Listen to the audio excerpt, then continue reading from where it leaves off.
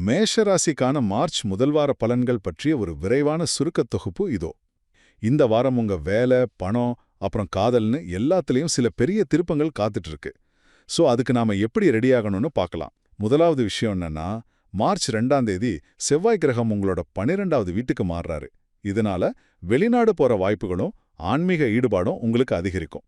ஆனா வீண் செலவுகளையும் உடல்நல பிரச்சனைகளையும் தவிர்க்க நீங்க உங்க கோபத்தை கண்டிப்பா கட்டுப்படுத்தியே ஆகணும். இதுக்கு ஒரு சிம்பிளான பரிகாரம் இருக்கு.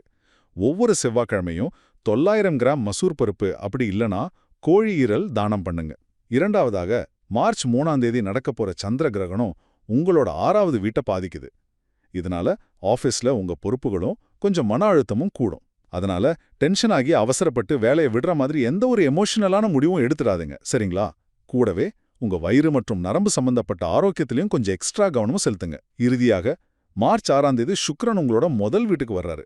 இது உங்க தன்னம்பிக்கையை அப்படியே வேற லெவலுக்கு கொண்டு போகும்.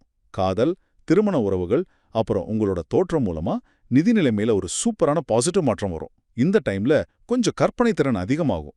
சோ அதை கண்ட்ரோல் பண்ண பவளத்துக்கு பதிலா சிவப்பு அகிக்கல் அணியிறது ரொம்பவே பாதுகாப்பானது. சுருக்கமா சொல்லணும்னா, வேலையிலயும் உங்க உணர்ச்சிகளையும் கொஞ்சம் நிதானமா இருந்தாலே போதும். இந்த வாரம் வர்ற புதிய வாய்ப்புகளை உங்களால ஈஸியா மிகப்பெரிய வெற்றியை மாத்த